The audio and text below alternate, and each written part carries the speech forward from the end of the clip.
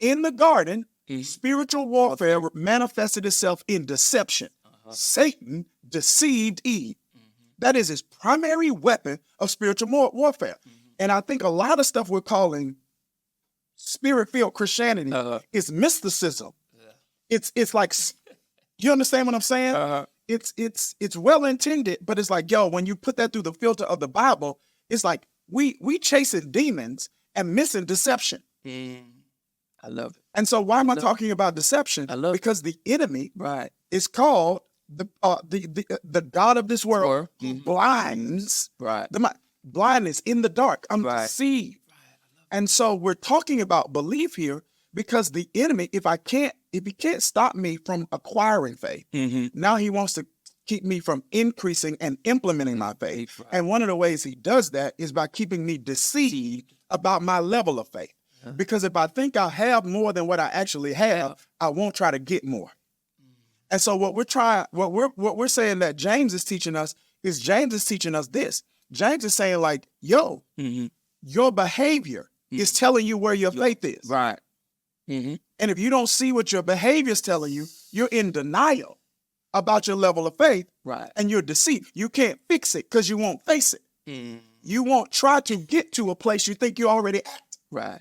And that's the way the enemy works. And so most of the time when I'm going through trials, I realize my faith isn't where I thought it was.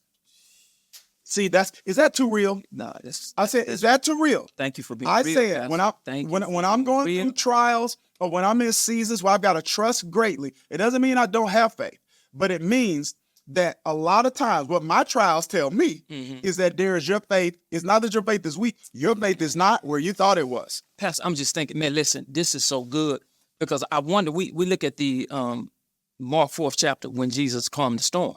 After he spoke to the storm, he spoke to the disciples. Yeah. And the first thing he asked was he asked, where is your faith? Yes, sir. Yes, sir. He didn't accuse him. He asked the question. He said, where is your faith? And I wonder why God and I think sometimes God has to reveal to us, even though we've been spending time with him, our level of faith is not where it should be. 100%. Because there was an expectation in the question.